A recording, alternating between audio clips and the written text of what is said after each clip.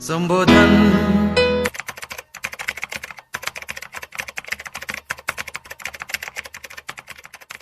नमस्कार साथीहरू, आज हामी नेपाली पर्वतारोहणका एक महान योद्धा निम्स दाई अर्थात् निर्मल पूर्जाप्रति हार्दिक श्रद्धाञ्जली अपिल गर्दछौँ।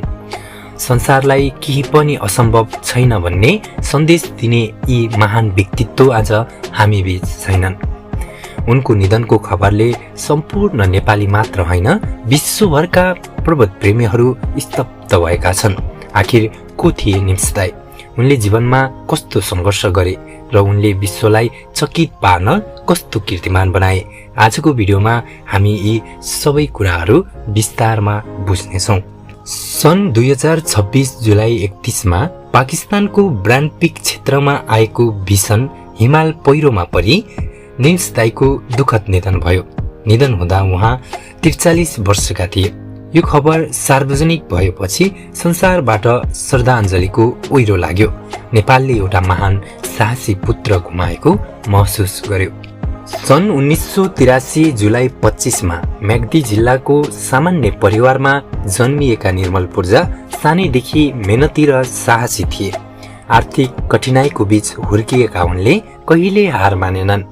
युवा व्यवस्था उनी बेलायती सेनामा भर्ती भएपछि विश्वकै कठिन मानिने स्पेशल बोर्ड सर्भिस अर्थात् SBS मा स्थान बनाउन सफल भए। सैनिक जीवनपछि उनले पर्वतारोहणलाई आफ्नो लक्ष्य बनाए।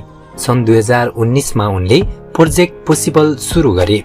यो अभियान अन्तर्गत उनले विश्वका 8000 मिटर भन्दा अग्ला 14वटा हिमाल केवल 6 महिना 6 दिनमै आरोहण गरेर नयाँ विश्व कीर्तिमान कायम गरे। यति मात्र होइन, उनले जाडो याममा K2 हिमाल आरोहण गर्ने ऐतिहासिक टोलीमा पनि महत्त्वपूर्ण भूमिका खेले। उनको जीवनमा आधारित Netflix documentary 14 peaks nothing is इम्पोसिबलले संसारभर लाखौं मानिसलाई प्रेरणा दियो।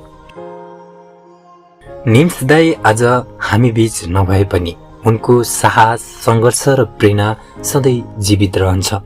उनले देखाएको बाटो आगामी पुस्ताको लागि प्रेरणाको स्रोत बनिरहन्छ। निम्स दाईप्रति हार्दिक श्रद्धाञ्जली। यदि तपाईँलाई निम्स दाई मनपर्छ भने तपाईँले कमेन्टमा गएर हार्दिक श्रद्धाञ्जली लेख्न भने नबिर्सिनुहोला र यो भिडियोलाई लाइक पनि गरिदिनुहोला। धन्यवाद।